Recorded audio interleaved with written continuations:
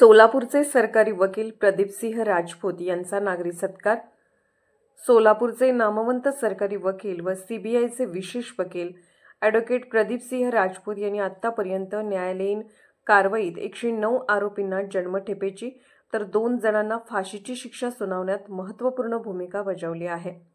वंचितांना न्याय मिळवून देणे आणि दोषींना शिक्षा करून दाखवणे या कार्याबद्दल त्यांच्या कामगिरीची दखल घेत पुण्यश्लोक अहिल्यादेवी होळकर सोलापूर विद्यापीठाकडून त्यांना doctor of philosophy in law ही पदवी प्रदान करण्यात आली।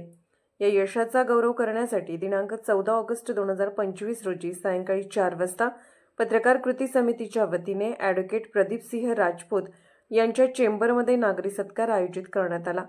समितीचे अध्यक्ष रामचंद्र अप्पासाहेब लंगोटे व मिलिंद नाना प्रक्षाळे यांच्या हस्ते शाल, टोपी व मिलिंद नाना प्रक्षाळे यांच्या हस्ते शाल, टोपी व नॅपकिन गुच्छ देऊन त्यांचा सत्कार करण्यात आला। यावेळी पत्रकार कृती समितीचे अध्यक्ष रामचंद्र अप्पासाहेब लंगोटे, सैफन शेख, मिलिंद नाना प्रक्षाळे, युनुस अत्तार, नितीन करजोळे, असलम नदाब, गिरमल्ला गुरव, राम हुंडारे, अशोक सोनकटले यासह अनेक पत्रकार, पदाधिकारी आणि सदस्य उपस्थित होते।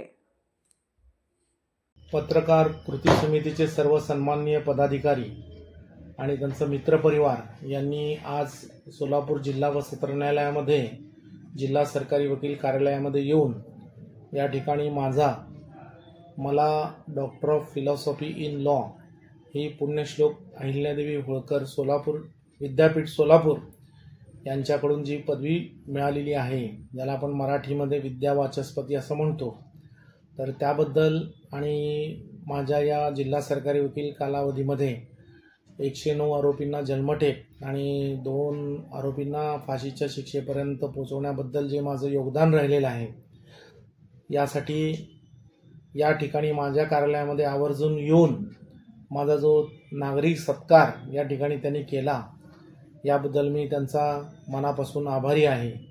आणि त्यांच्या या सत्कारामुळं माझी जबाबदारी आणखी वाढलेली आहे। आणि या सत्काराला उत्तर देताना मी असं म्हणेन की मी आजपर्यंत ज्या पद्धतीने प्रामाणिकपणे काम करून गोरगरिबांना न्याय मिळवून दिलेला आहे, तर ही परंपरा अखंडितपणे चालू राहील। जोपर्यंत श्वास आहे तोपर्यंत गुन्हेगारांना शिक्षा ही होणारच।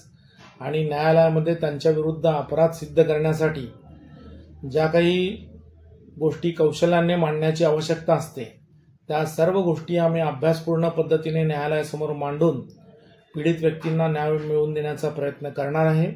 याची मी या ठिकाणी यांना आज या सत्कारानिमित्त उत्तर देताना शाश्वती देतो आणि त्यांचे आभार व्यक्त करतो। धन्यवाद।